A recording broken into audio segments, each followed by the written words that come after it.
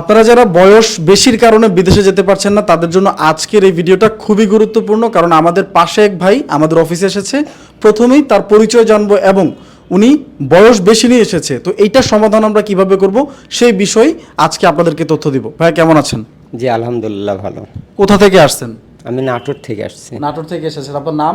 আমার নাম মোহাম্মদ আনিসুর রহমান। আনিসুর রহমান। তো আনিসুর রহমান ভাইয়ের পাসপোর্টে বয়স কত? আমার পাসপোর্টের বয়স 47 বছর। 47 বছর বয়স। তো সাধারণত আমরা যারা বিদেশে যেতে চাই এবং আমরা যারা ট্রাভেল এজেন্সি আছি, আমরা বিদেশে পাঠাতে গেলে আমাদের বয়স সীমা লাগে 18 থেকে 45 পর্যন্ত। কিন্তু এই ক্ষেত্রে আনিসুর রহমান ভাইয়ের বয়স হচ্ছে 47 বছর, মানে 2 বছর বেশি। সেই ক্ষেত্রে আপনারা কি করতে পারেন? অনেকেই আছেন বয়স কমানোর জন্য আমাদেরকে নক দেন।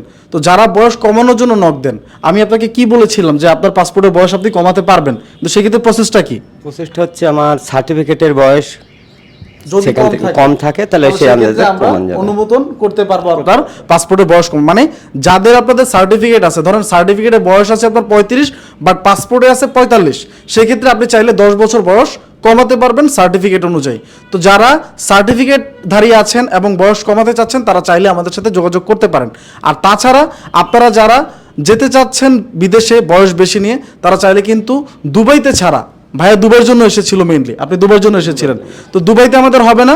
যাদের বয়স বেশি আছে তাদের আমরা রিসিভ করতে পারবো শুধু সৌদি আরব এবং কাতারের জন্য। তো যারা আপনারা কাতারে যেতে চাচ্ছেন বয়স বেশি নিয়ে এবং যাদের বয়স 20 থেকে শুরু হয়েছে 45-47 পর্যন্ত আমরা কাতারে নিতে পারবো। তো কাতারে কি কি কাজ, কি বেতন, সব কিছু জানার জন্য অবশ্যই আমাদেরকে কল দিতে হবে।